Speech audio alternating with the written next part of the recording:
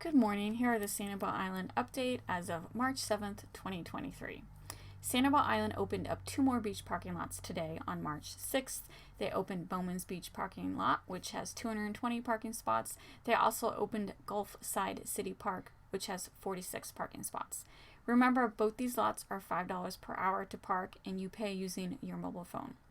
Sanibel finally got control of their boat ramp back, so residents and visitors can now use the Sanibel boat ramp located at 888 Sextant Drive. The boat ramp has 39 boat trailer parking spaces. The rules for the boat ramp are the boat ramp will be open to permit holders only on weekends and holidays.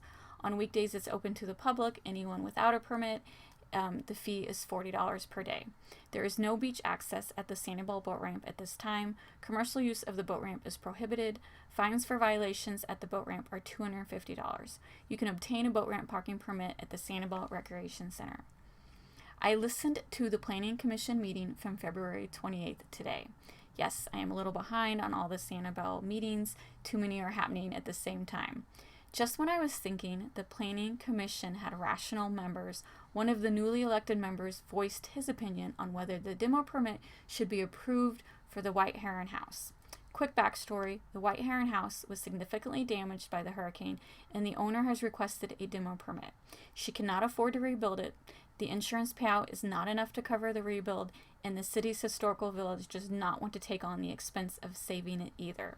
Since it is a historical house, she had to go in front of the historical committee last month. I discussed in one of my previous updates that the historical committee agreed to approve the demo, but they wanted a 6-month delay stipulation in case some miracle could happen. But again, the historical committee is just a recommendation. The final decision is the Planning Commission. And I mentioned in my previous update, I thought the 6-month delay was wrong because at this point it's been 4 months since the hurricane, and the owner really has done everything she can to find a way to fund the rebuild if anyone else is interested in taking it over, and no one is going to magically appear in 6 months to want to take on this $1.5 million expense. Back to the Planning Commission. The owner and her lawyer presented a sound argument on why the demo permit should be approved immediately.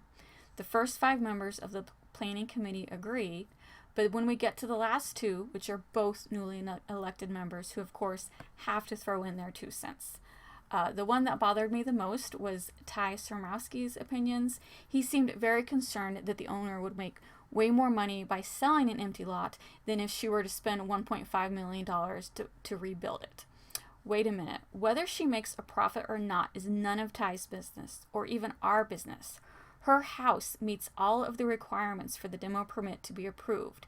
He thinks the 6 months is also needed. Again, that wouldn't change anything. It's just creating an undue burden on the homeowner, who I'm sure Ty wouldn't mind since he's very concerned about her personal finances.